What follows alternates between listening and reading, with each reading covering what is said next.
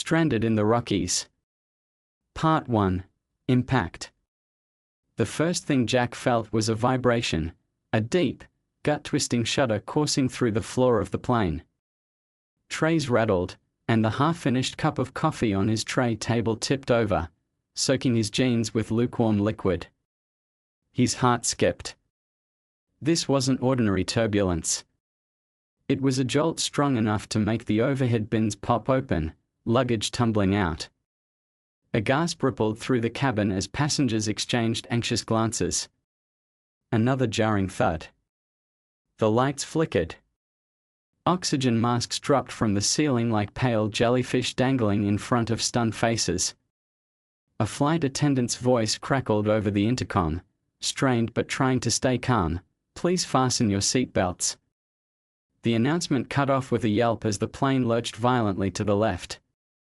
Jack's stomach plummeted. Out the window, past the frantic blinking of the wingtip light, he caught a glimpse of something horrifying: an engine on fire.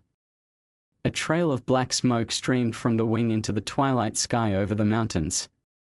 People screamed. A woman 2 rows ahead clutched her child tightly, whispering frantically into his ear. An older man across the aisle was white-knuckling the armrest, lips moving in silent prayer. Jack's own hands trembled as he fumbled to tighten his seatbelt strap. His breath came quick and shallow. "Stay calm," he told himself, hearing the blood rush in his ears. But his mind was racing. This can't be happening. Outside the window, jagged peaks of the Rocky Mountains loomed closer and closer. The last daylight was fading, painting the sky in bruised purples and reds. The aircraft was descending fast, too fast. In the dim cabin light, Jack saw the fear in a teenage girl's eyes across the aisle as she mouthed, "Oh my God," over and over. The plane's frame shuddered again, a thunderous roar of wind drowning out all other sound. Suddenly, the tail of the plane yawed upward. Jack felt weightless for a split second, then bang. The impact was explosive. Metal screamed and tore. Jack was thrown forward against his seatbelt with brutal force. His head snapped down, chin smacking his chest. There was a sensation of rolling, bodies and debris tossed like ragdolls. Jack's world became a chaotic tumble of noise and pain, suitcases flying, seats ripping from the floor, the roar of destruction engulfing every sense. He squeezed his eyes shut and screamed along with the chorus of terrified voices around him. Then, as quickly as it began, it was over. The cacophony gave way to an eerie silence, broken only by the soft hiss of something burning and the pinging of cooling metal. Jack didn't remember blacking out, but he must have. He came to with a jolt of agony radiating from his right side. How long was I out? Seconds? Minutes? It was hard to tell. Groaning, he blinked against a haze of smoke and dust. The world was sideways. He realized his cheek was pressed against something cold and hard. A window? With effort, Jack lifted his head. Shards of cracked glass from the window pane glittered around him. He was still in his seat, miraculously strapped in. The seat itself had come loose from the floor tracks and lay at a canted angle against a crumpled section of the fuselage wall. Every part of Jack's body hurt, but the adrenaline flooding his system dulled the pain to a throbbing ache. Warm wetness trickled down from his temple into his stubble. Blood. Jack coughed, immediately regretting it as his ribs screamed in protest. The air was thick with smoke and the biting scent of jet fuel and burning plastic. He squinted, trying to get his bearings. Where the roof of the cabin had been, there was now a gaping hole opening to the dimming evening sky. Cold mountain air rushed in. It took a moment for him to fully grasp the situation. The plane had crashed. They had actually crashed in the Rockies. And somehow, he was alive. "Hello?" Jack croaked, his throat raw and voice barely more than a rasp. He unbuckled his seatbelt with clumsy, shaking fingers, and half fell onto the ceiling-turned floor with a painful grunt. A bolt of pain lanced up his right leg and he hissed, dragging himself out of the twisted seat harness. His body protested every movement, but panic was setting in. He had to get out, now. As he staggered to his feet, the angle of the tilted cabin made him woozy. One side of the plane's hull was crushed against rocks and dirt, the other gaped open entirely, torn metal revealing a slope outside and a darkening sky. Jack wobbled, steadying himself against a torn seat back. Everything inside was devastation. Several rows of seats had snapped loose and piled toward the front. A jumble of wires dangled from the ragged ceiling. Sparks sputtered where the electrical systems had been ripped apart. In the dim light, Jack's eyes fell on a figure still buckled into a seat a few feet away. It was the teenage girl from across the aisle. Her blonde hair was matted with blood, and she wasn't moving. Jack's stomach clenched.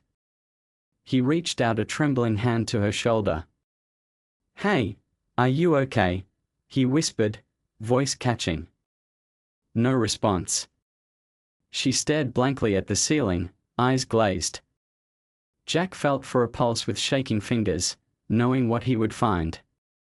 Her skin was cooling. There was nothing he could do. He swallowed hard, a wave of grief and nausea threatening to overtake him. Keep it together. This wasn't the time to break down. He gently released his hand from her shoulder and closed her eyes with a trembling palm. In that moment, Jack promised himself he wouldn't let their deaths be in vain. He had to survive. He had to make it out of here, for them, if not for himself. A sudden pop from somewhere behind made Jack flinch. The smell of smoke was growing thicker. Fire. The orange glow of flames caught his eye through a rent in the torn fuselage toward what used to be the back of the plane. I need to move. Now. He clambered over a row of collapsed seats, nearly tripping on an outstretched arm attached to a body pinned under debris. Jack averted his eyes, his breath coming fast. The exit was ahead where the fuselage had split open. He scrambled through the jagged opening, careful not to snag his clothing on twisted metal. Outside, the air was icy and thin. Twilight in the mountains had given way to the last threads of daylight retreating behind distant peaks. Jack sucked in a deep breath that seared his lungs. The altitude was high, and the air carried the sharp bite of pine and snow. He half slid, half climbed down the side of the broken hull onto the ground. His sneakers crunched on a mixture of shattered plastic and gravel. The scene that greeted him could have been from a nightmare. The large passenger plane, or what was left of it, was strewn across a rocky mountainside clearing. The tail section was nowhere to be seen, likely it had broken off miles back or lay further upslope, hidden by trees. One wing jutted at an unnatural angle, broken in two. Fires burned in several spots where pieces of the wreckage smoldered, casting an eerie flickering light on the surrounding pines. The smell of burning jet fuel and charred metal was overwhelming. Jack turned back toward the fissured husk of the fuselage, eyes watering from smoke. A few other figures were strewn on the ground or still strapped into torn-out seats nearby. None of them were moving. A heavy weight settled in Jack's chest as the reality sank in. Am I the only one left? He cupped his hands around his mouth, fighting the quaver in his voice. Hello? Anybody? He shouted into the wreckage and the trees beyond. His call echoed off the silent mountains. No answer. Only the crackle of fire and the low whistle of wind through the pines responded. Jack stumbled forward, limping on that tender right leg. He scanned the immediate area, desperate for any sign of life. The world was growing darker by the second, shadows stretching long and blue across the snowy crags above. If anyone else was alive, time was short to find them and get away from this burning wreck. A faint sound reached him.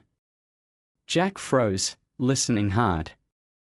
Amidst the soft roaring of a nearby flame, he thought he heard a cough or a moan. It was so quiet he wondered if his mind was playing tricks. Then he heard it again, a muffled cry coming from the other side of a chunk of detached fuselage lying belly up a dozen yards away. "Hang on!" Jack called, voice cracking. He hurried as fast as his battered body allowed, climbing over pieces of twisted metal and around a wheel half buried in dirt. On the far side of the overturned fuselage section was a woman pinned under a pair of airline seats. One of the seats, still belted to a motionless passenger, was on top of her legs, trapping her. She looked up at Jack with wide, panicked eyes in a smoke-smudged face. "Help!" she croaked, coughing. She was maybe in her 30s, wearing what once had been a smart business suit, now torn and stained. A gash on her forehead glistened wetly. Despite the pain etched on her face, she was alive. "I've got you," Jack assured her, kneeling down. His own hands were cut and filthy, but he ignored the stinging. He grabbed the edge of the heavy seat that pinned the woman and heaved upward with everything he had. The dead weight of the seat and the body buckled into it was immense. Jack's arms shook, muscles protesting.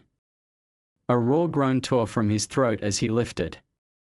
The seat budged, just enough for the woman to wriggle free of her legs. She cried out in pain as she pulled herself out from under it, her left leg dragging at an unnatural angle. The moment she was clear, Jack's strength gave out and he dropped the seat with a thud, chest heaving. "Thank you," the woman gasped, wincing. She tried to sit up and nearly collapsed, sucking in a sharp breath. Her leg was clearly broken. She couldn't stand. Jack knelt beside her. "Are you hurt bad?" It was a stupid question. She was obviously injured, but he was at a loss for what to do. "My leg. I think it's broken," she managed, voice tight with pain. Tears glinted in her eyes. She glanced down and grimaced at the unnatural bend in her shin. "It hurts." "It's okay," Jack said quickly, putting a steadying hand on her shoulder. His mind raced. What now? He couldn't leave her here, but he could hardly carry her far in his condition. The fire, was it spreading? As if in answer, a boom reverberated through the air, followed by a rush of heat. Jack's head snapped up. One of the fires had reached the remaining wing or a fuel pocket in the wreck, and a fireball blossomed into the sky, illuminating the trees in hellish orange for a split second. Debris hissed as it rained down onto the snow-dusted ground. Jack instinctively shielded the woman with his body as a panel of lightweight interior debris clattered nearby. "We have to get back," he said urgently once the immediate fallout settled. More of the wreck could go up in flames at any moment. The main fuselage was still smoldering. If the flames hit the fuel tanks or oxygen canisters, there could be a larger explosion. The woman nodded, eyes wide with fear and pain. Jack helped pull her arm around his shoulders. Gritting his teeth, he lifted her as gently as possible. She bit back a scream, leaning on him. With her weight on his one side and his own leg protesting on the other, Jack stumbled forward, half dragging her away from the wreckage. They made it about 50 feet before Jack's legs nearly buckled. The two of them collapsed to the ground behind a cluster of boulders at the edge of the clearing. Jack eased the woman down as carefully as he could into a sitting position against a rock. Both of them were breathing hard. His head throbbed where it had been cut, and each ragged breath reminded him of his bruised, perhaps cracked, ribs. But they were alive and a safer distance from the wreck now. For a moment, neither of them spoke. Jack peered past the boulder, watching the plane wreckage glow with scattered fires in the dark. The fires provided a little light, but also made him nervous. What if the whole thing blows? He didn't want to be too close if that happened. Finally, the woman broke the silence, her voice trembling. "Do you See anyone else? Jack looked back into the darkness behind them, and at the wreck. Aside from the crackle of flames, the night was deadly quiet. A knot tightened in his stomach. No, he said softly. I didn't. If anyone else made it. I didn't see them. He heard her suck in a shaky breath. Even in the gloom, he could see tears spilling down her cheeks, leaving clean tracks on her dusty face. I can't believe this, she whispered. This can't be real. Jack's own eyes stung, whether from smoke or emotion or both. He understood the feeling all too well. Less than an hour ago, they were cruising through the sky like any other flight, and now they were fighting for their lives on a frozen mountainside. He gently placed a hand on her shoulder, trying to offer some comfort. I'm Jack, he said quietly. His voice sounded strange in the vast silence of the wilderness around them. She wiped her cheeks with a dirty sleeve. Monica, she replied, her voice barely above a whisper. Before Jack could say more, a deep whoomp shook the air, followed by a blast of heat and light. They both ducked instinctively. The main fuselage had finally exploded in a fireball of bright orange. The shockwave rolled over them, and for an instant night turned to day, then back to dim starlight and flickering fireglow. Pieces of glowing debris arced up and then fell into the forest with soft thuds. One smaller piece of metal clanged off the boulder they sheltered behind, skittering away. Jack's ears rang. He blinked, trying to clear his vision of the afterimage of the flash. Where the largest chunk of wreckage had been, there was now an expanding plume of black smoke and a scattering of smaller fires. The heat radiated on their faces even at this distance. If they had stayed where they were a minute longer. Monica squeezed his arm, pulling him from the horrified trance as he stared at the inferno. Thank you, she whispered shakily. You saved my life. Jack shook his head slowly. His heart was pounding in his chest. We're going to save each other's lives, he replied, still catching his breath. The words came out with more confidence than he felt. In truth, dread was creeping in. They had escaped the immediate danger, but now they were stranded in the middle of the Rocky Mountains at night, injured and alone. The reality was sinking in like the cold seeping through his thin airline sweater. The wind picked up, carrying sparks into the sky and biting through Jack's clothes. He realized for the first time how cold it truly was now that the sun was gone. The sweat from exertion was chilling on his skin. Jack shivered, teeth nearly chattering. It couldn't be more than 30 degrees Fahrenheit out here, and dropping fast. At this altitude, the summer heat of the day gave way to frigid nights, and if it was winter, he didn't want to think about that yet. Monica moaned softly, wrapping her arms around herself. She was trembling too, shock and cold beginning to take their toll. Jack knew that with her injury and their lack of shelter, the night could be deadly. They needed warmth, and fast. He glanced around them. The area behind the boulder was somewhat shielded from the wind, but they were essentially exposed to the elements.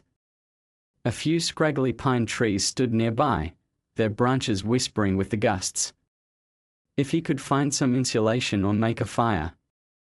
Fire. The burning wreckage was a fire, but obviously not safe or useful for warmth. However, maybe there were blankets or clothes thrown from the crash that hadn't burned. Supplies. The thought clicked in his mind: survival gear, luggage, anything usable. Jack turned to Monica, speaking gently. I need to look for some supplies, maybe some jackets or anything we can use.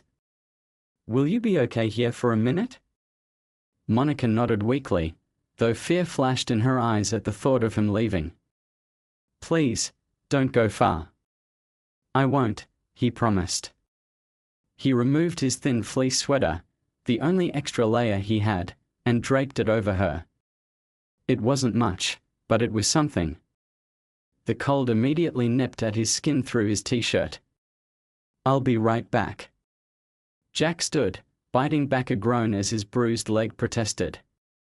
Using the boulder to balance, he straightened up and crept cautiously toward the fringes of the wreckage again. The fires had died down a bit after the explosion, but parts of the site still flickered with orange light, casting dancing shadows among the trees. He kept his distance from the larger flames, eyes scanning the ground for anything useful. It was hard to see now. Night had truly settled in. Above, a scatter of stars peeked through the ragged clouds, but the crescent moon's light was weak. Jack picked his way around a torn section of floor panel and nearly stumbled over a suitcase that had been thrown clear. The luggage was battered and half open, contents strewn out. He crouched and rifled through the clothes spilling from it. Luck, there was a men's heavy coat among the items. Probably a size too large, but it would do. He shook off a clump of dirt and immediately shrugged the coat on, sighing as it cut the bitter wind. There were also a couple of t-shirts and a flannel. He grabbed them all. A few feet further, he found a blanket, one of those thin airline ones, but better than nothing. It was singed on one corner but mostly intact. Jack gathered it up in his arms with the clothes. He was about to turn back when he noticed a faint glow in the wreckage interior, not fire, but something else. Stepping gingerly closer, he realized it was an emergency exit sign casting a red glow on what remained of the rear cabin. Next to it, hanging off a partly crumpled wall, was a metal box labeled Emergency Kit. His heart skipped. Such kits could have first aid supplies, flares, maybe even a thermal blanket or flashlight. It was out of reach up a slanted wall and still somewhat inside the wreck, but it didn't appear to be on fire. Carefully, Jack climbed onto a cracked section of fuselage, testing that it was stable. His fingers were stiff with cold and shock as he gripped the jagged metal edges. Stretching up, he managed to pop open the clasp on the emergency box. The contents spilled out, and he scrambled to catch what he could. A flashlight tumbled into his hands. He nearly laughed in relief. He also saw a small first aid kit, which he snatched, and a folded reflective emergency blanket that fluttered down, snagging on a piece of torn insulation just out of reach. Jack carefully inched up a little further, managing to pull it free. He silently thanked whatever stroke of fortune had left this kit relatively intact. A sudden creaking noise made him freeze. The section of wreckage under him shifted ominously. That last explosion must have destabilized things. Not wanting to test his luck, Jack hurriedly backed away, climbing down and shuffling clear just as the sheet of metal he'd been standing on slid, collapsing into a heap with a crash. Dust puffed up, and embers flew. That was enough of that. Supplies clutched tightly to his chest, Jack limped back toward the boulder. Monica was right where he'd left her, but she had slumped over, trembling and hugging the sweater he'd given her. She looked up as he approached, visibly relieved. "Thought, maybe you," she mumbled through chattering teeth. "I'm here," Jack said softly. He sat down next to her, placing the first aid kit and flashlight down. "Got a few things." He wrapped the blanket around her shoulders. It was thin and flimsy, but she closed her eyes with gratitude at the added warmth. He handed her one of the t-shirts from the suitcase. "Here, put this on under your clothes if you can, for an extra layer." While she did that, Jack took the emergency foil blanket and unfolded it. The silvery material crinkled loudly. He knew these metallic blankets could reflect body heat. He draped it over Monica's lap and broken leg, tucking it around to keep the heat in. Then he pulled the flannel shirt on himself and kept the heavy coat zipped up. Already, the biting cold was becoming a little more bearable. Monica eyed the first aid kit. "Is there any painkiller in there?" she asked through a wince. Jack clicked on the flashlight and opened the small first aid box. Inside were bandages, a small vial of pain pills, antiseptic wipes, and even a flare gun with one flare. He fished out the bottle of pills. "Ibuprofen," he said, squinting at the label. "Here." He popped 2 into her palm from the bottle and helped her take a sip from a half-crushed water bottle he'd picked up near the suitcase without even realizing. The water was warm and plastic-tasting, but it was something. "Thanks," she murmured, swallowing the medicine. Jack took 2 pills himself, knowing he'd pay for all this exertion soon with pain. His hands shook slightly as the adrenaline high started to ebb. Now that immediate survival tasks had been handled as best they could, the reality of their predicament loomed. The darkness around them felt vast and oppressive. The only light came from the sporadic fires and the single flashlight, which he turned off to conserve battery. The stars and a crescent moon gave a faint silver outline to the peaks against the sky.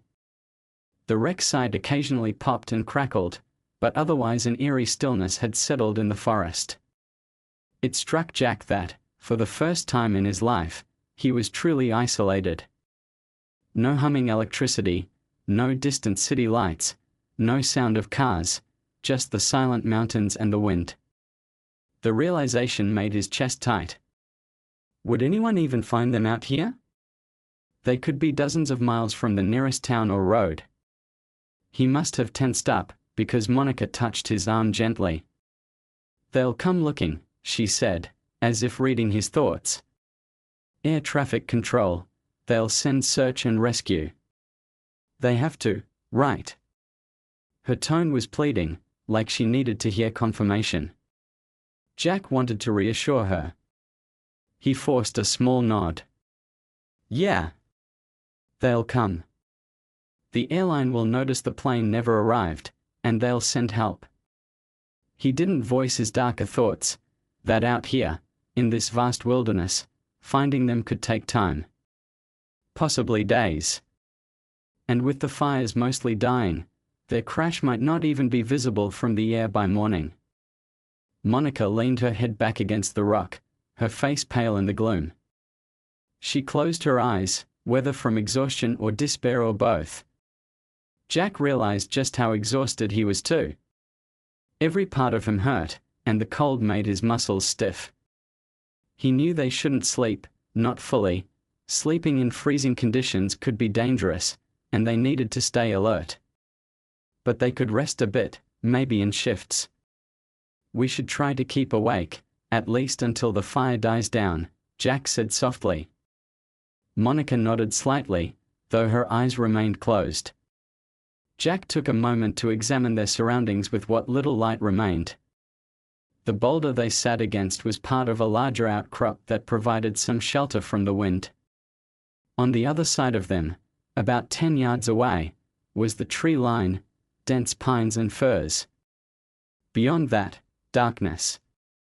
If they had to, they could venture into the forest for more cover or wood, but with both of them injured, stumbling around the wilderness at night was a last resort. He listened. The wind had settled again to a steady, low sigh.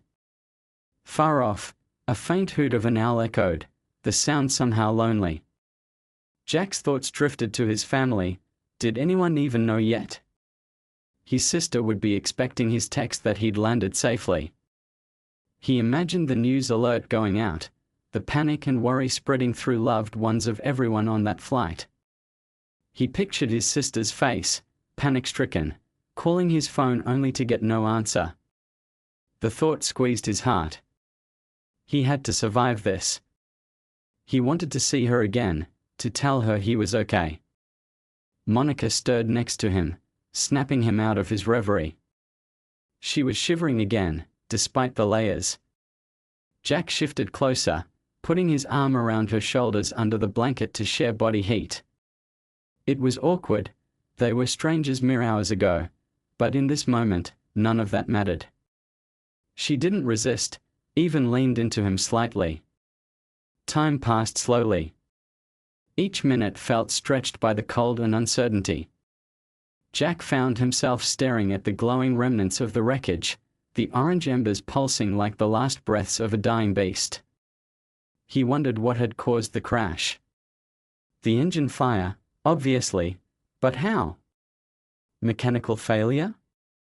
The turbulence implied maybe a storm or pressure issues. It all happened so fast. Those questions would have to wait. Survival came first. A sudden rustling noise made Jack tense. It came from the darkness near the tree line. Jack sat up straighter, heart thudding. "Did you hear that?" he whispered. Monica opened her eyes. Instantly alert. "What?" They both held still, listening. For a moment, there was only the crackle of dying fires. Then, there. A crunch of foliage, the snap of a twig. Something, or someone, was out there, just beyond their sight. Jack felt a surge of adrenaline again, hands growing clammy despite the cold. He quickly reached for the flashlight with his free hand and clicked it on, shining the beam toward the trees. The narrow cone of light illuminated trunks and branches, the snow-dusted ground, but nothing else.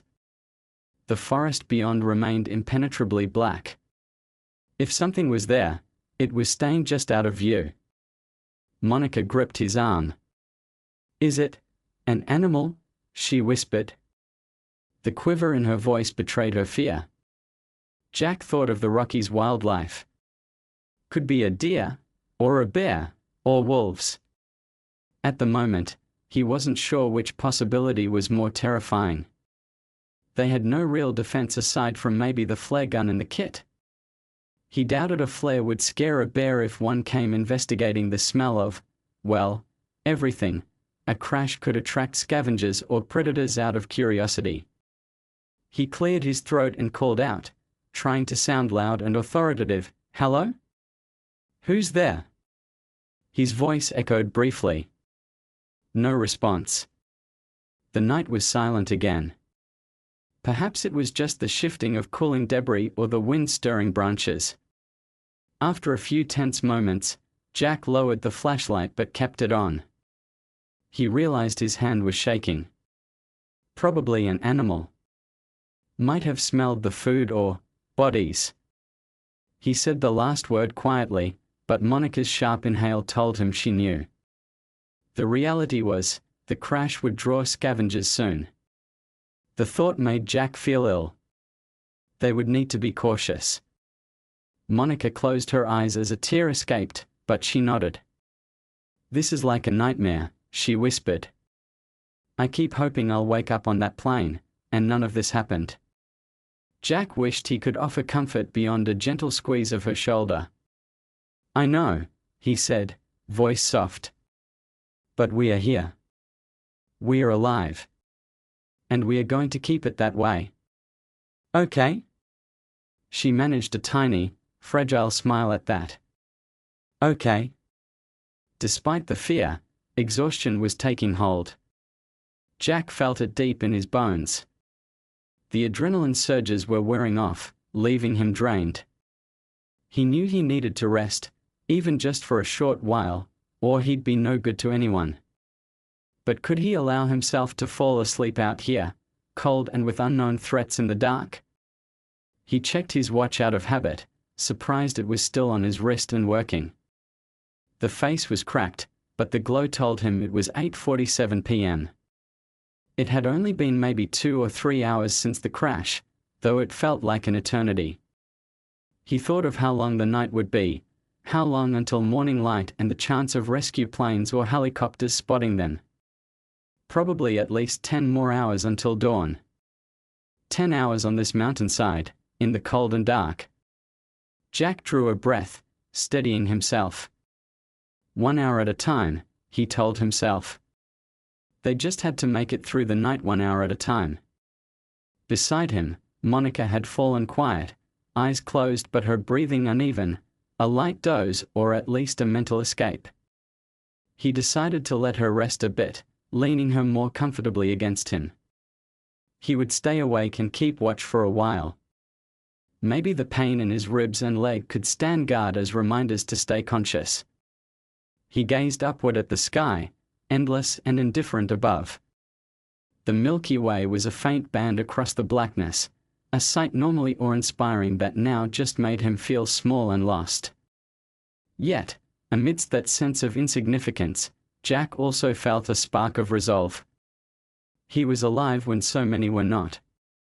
Whatever the reason, luck, fate, sheer chance, he had been given a chance, and he wasn't going to waste it. Clutching the flashlight in one hand and keeping his other arm around the only companion he had left in this ordeal, Jack steeled himself. The night was long, the situation dire, but he refused to give in to despair. In the silent cold of the Rocky Mountains, with darkness pressing in, Jack silently made a promise. I will survive. I will see the sunrise. Little did he know. The challenges of the night were only the beginning of his fight to stay alive in this unforgiving wilderness. The true test of his will to survive was yet to come. To be continued. If this story moved you, don't forget to like the video and subscribe to our channel for more powerful stories like this one. Thank you for watching.